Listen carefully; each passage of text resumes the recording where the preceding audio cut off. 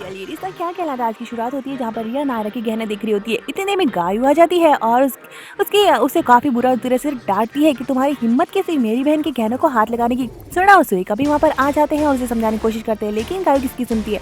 गायू तो सारे गहने लेकर सीरत के पास पहुंच जाती है और वो रिंग भी उसे जबरदस्ती पहनाती है कि ये तुम्हारी रिंग है और कार्तिक ने अगर देख लिया ना कि तुमने नहीं पहनी है तो काफी गुस्सा होगा और उसकी प्यार की निशानी है और उसे जबरदस्ती रिंग पहना देती है। जिससे जब कार्तिक को भी पता चल जाता है कि गायू ने सारे गहने लेकर सीरत के पास पहुंच गई और वो भी इसके पीछे पीछे आता है और यहाँ पर गायू को बुरी तरह से डांटता है कि ये सीरत नहीं है, ये नायरा नहीं है, ये सीरत है, तुम समझ क्यों नहीं आता और ये गहने नायरा के हैं, वो उस पर सिर्फ उसका हक है। लेकिन गायू कहती कि यही तो नायरा, इसका हक ही है, इसको ही तो देनी हूँ मैं ये गहने और ये रिंग तो इसी की है, उसको पहनने तो दो। और वहाँ पर सीरत से जबरदस्ती कार्तिक रिंग निकाल लेता है और स्वर्णा को साफ कह देता है इसको समझा दो और सारे गहने वापस एक से एक छोटी से छोटी चीज मुझे वापस चाहिए।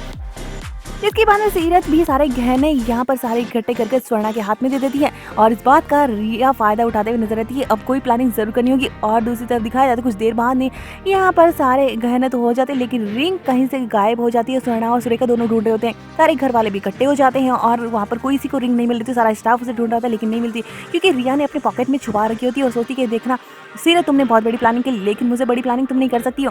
और वो कहती है कि वहाँ पर कहती कि तुम्हारे सारे गहने तो सीरत के कमरे में ही थे तो फिर वहाँ से कहाँ जा सकते हैं, रिंग कहाँ जा सकती है। तो सीरत कहती मैंने तो सारी छोटी छोटी सारी चीज़ें स्वर्णा जी को दी थी, आंटी जी को दे दी थी। और स्वर्णा भी कहती हाँ सारे गहने थे लेकिन रिंग पता नहीं कहाँ चली गई है। कार्तिक कहता है कि चलो ढूंढो कहीं से तो होगी रिंग और कार्तिक खूब ज़्यादा पैनिक करता है और सीरत पर भी गुस्सा करता है।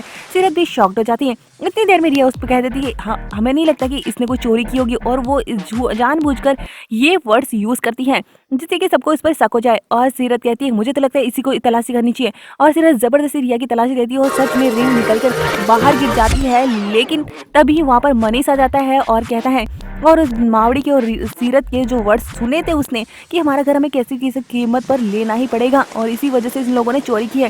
सारा ध्यान मनीष पर चला जाता है और रिंग पर किसी का ध्यान नहीं जाता और चालाकी से रिया उसको साइड में कर देती है रिंग को। और इतनी देर में सीरत और मनीष के बीच में झगड़ा शुरू हो जाता है और रिया उसके बीच में आती है तो सीरत अपना हाथ छुड़ाने की कोशिश करती है और मनीष को थप्पड़ पड़ जाता है। यहाँ पर मावड़ी समझाने की कोशिश करती है कि उसकी गलती से हो गया और कार्तिक भी उसे गुस्से में कह देता है कि यहाँ से निकल जाओ, गेट आउट। और सीरत भागकर अंदर जाती है अपना सामान लेने के लिए। उधर मावड़ी सबसे रिक्वेस्ट करते हुए नजर आती है और कार्तिक से भी कि वो मेरी बेटी ऐसी नहीं है, मेरी बच्ची ऐसी नहीं है, लेकिन कोई कुछ इसकी नहीं सुनता।